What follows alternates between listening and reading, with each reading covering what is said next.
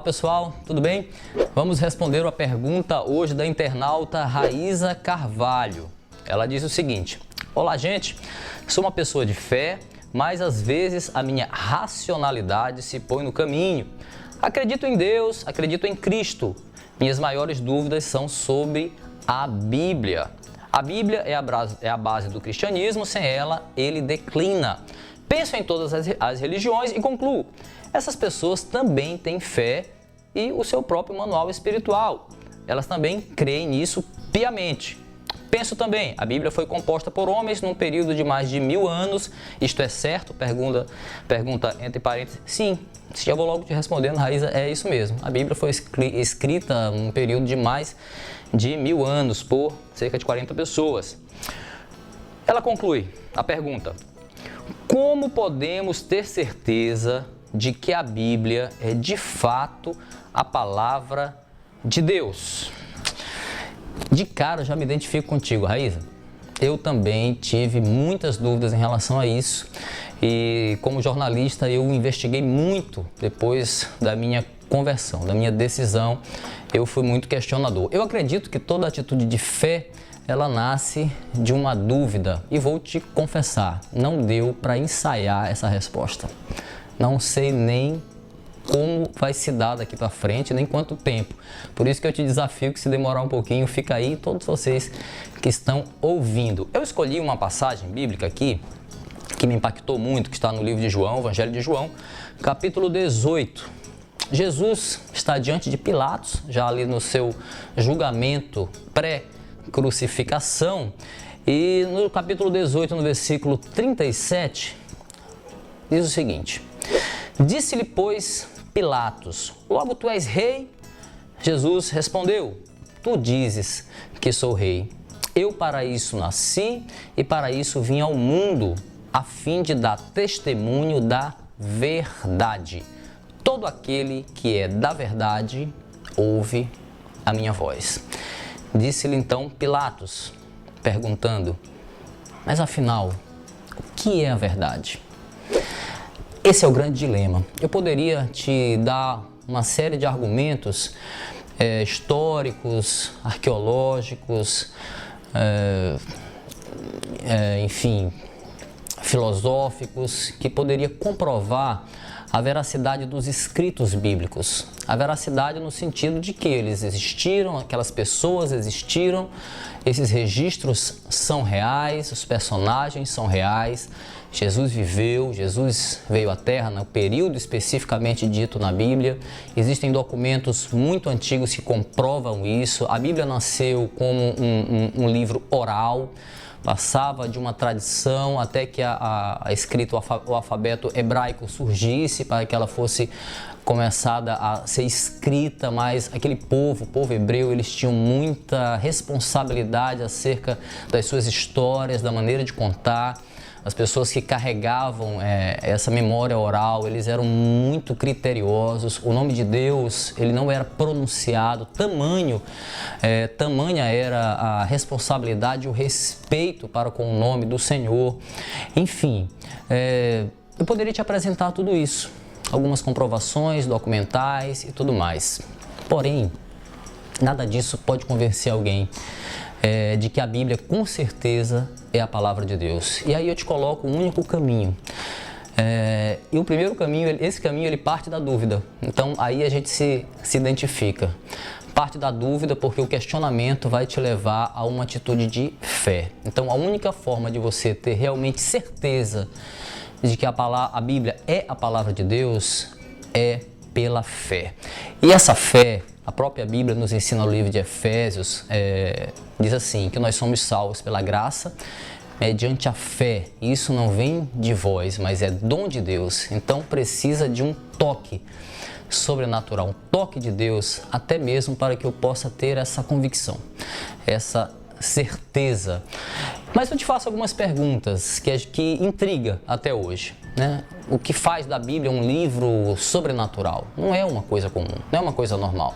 Como explicar, por exemplo, que até hoje a Bíblia permaneça viva, né, da sua forma tão poderosa, tão marcante, impactando a vida de milhares, de milhões de pessoas? Como se explica ser o livro que é mais vendido, o livro que é mais traduzido? Como se explica que a Bíblia seja o livro mais estudado, inclusive mais escacaviado, como diz o pastor Mário, mais explorado, inclusive por estudiosos céticos que não acreditam, mas ainda assim buscam explicações, buscam questionamentos? É o livro mais criticado e ainda assim continua sendo um livro especial. Um livro, como a Bíblia mesmo diz, que passarão céus e terras, mas a minha palavra permanece para sempre. Então existem coisas sobrenaturais que o meu desafio para quem não acredita realmente, muitas pessoas não acreditam por não acreditar, mas nunca leram a Bíblia. Eu já fui assim, filha. Eu já fui assim. Mas quando eu li a Bíblia, mesmo ainda não sendo cristão, evangélico, aquelas palavras me impactaram muito, sobretudo quando se fala de Jesus. Tem um grande homem chamado Billy Graham, muitas pessoas conhecem, obviamente, talvez o maior evangelista, né, do nosso tempo. Já uma ocasião, Billy Graham, dos seus 33 anos, 30 anos mais ou menos, por aí, ele teve uma grande dúvida na cabeça dele. Ele estava indo para uma grande cruzada e foi acometido por muitas dúvidas. E essas dúvidas foram colocadas nele por um grande amigo, o melhor amigo dele, que chamava Charles Templeton, que aos poucos foi se afastando da fé. E Billy Graham estava ali diante daquela cruzada que ele precisava ministrar, mas cheio de dúvidas. Então ele tomou uma atitude. Ele pegou a sua Bíblia,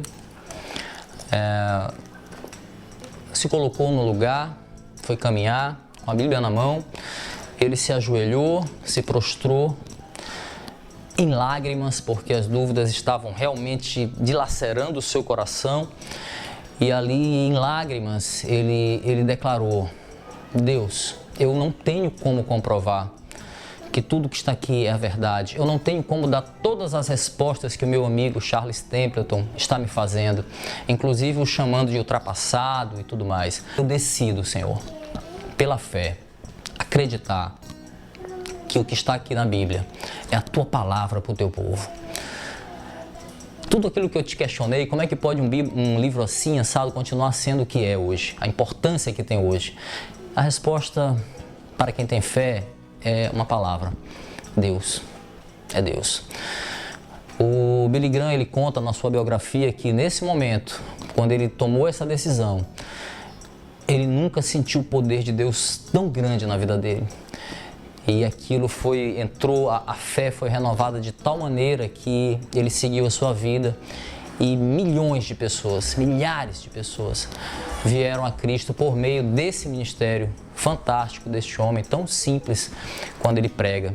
E aí você me pergunta, e o Charles Templeton, o que aconteceu com ele? Pois é, o Charles Templeton foi se afastando da fé aos poucos, ele foi se distanciando.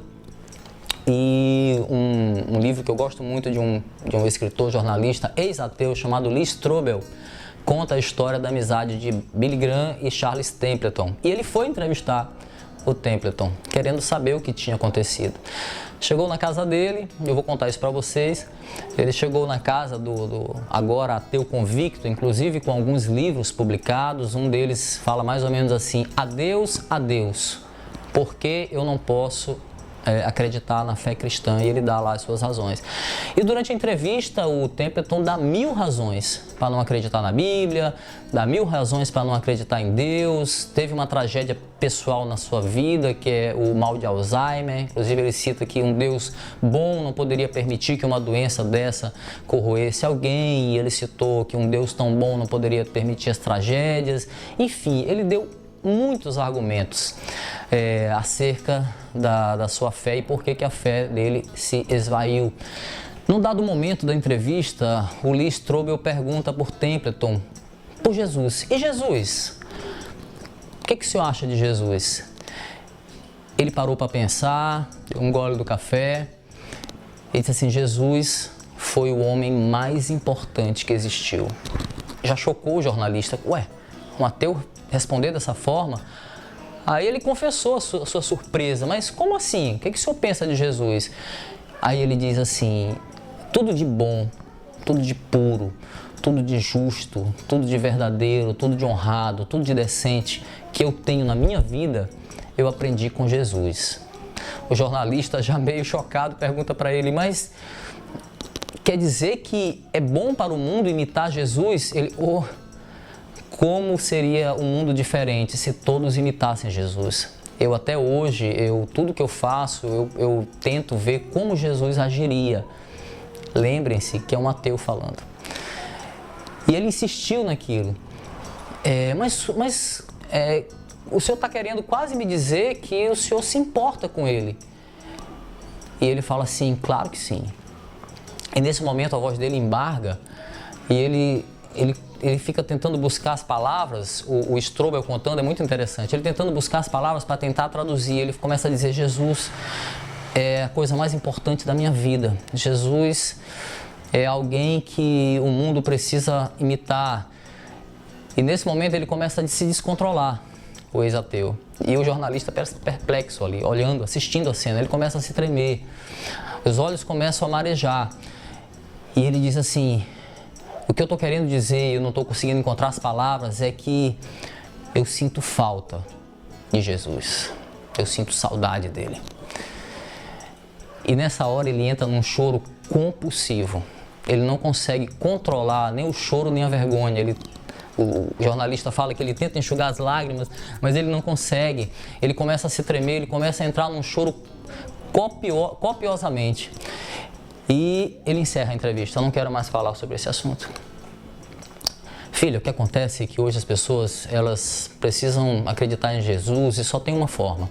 Não é por uma fé que você busque humana. Só existe uma maneira de a gente ter certeza absoluta que a Bíblia é a palavra de Deus. É permitindo que essa fé venha do próprio Deus, ou seja, do Espírito Santo de Deus. E só tem uma forma desse Espírito entrar em mim. Eu preciso decidir, eu preciso crer em Jesus Cristo como meu Senhor e Salvador. A partir do momento que eu tomo essa decisão, não só com a boca, mas com o coração, o Espírito faz morada em mim. E a partir daí, aquilo que é dúvida se transforma em questionamento, Deus permite. Mas a fé, ela se molda de uma forma diferenciada. E eu poderia te dar 1000 palavras para tentar te explicar por que a Bíblia é a palavra de Deus, mas eu não posso te dar essa resposta como você quer. Eu posso te desafiar, a você talvez que esteja assistindo e duvida, a permitir que o Senhor entre na tua vida. Porque quando você abre as portas, Ele entra, alguma coisa muda. E aí a nossa razão, ela fica associada com a fé. Você não deixa de ser mais inteligente, ao contrário, a tua cabeça abre bem mais. Então, a certeza só vem mediante a fé, obviamente. Mas estude, busque, leia a Bíblia sobretudo. E eu te desafio a fazer isso. Eu tenho certeza que Deus vai falar contigo. Amém? Reflete sobre isso. Deus abençoe.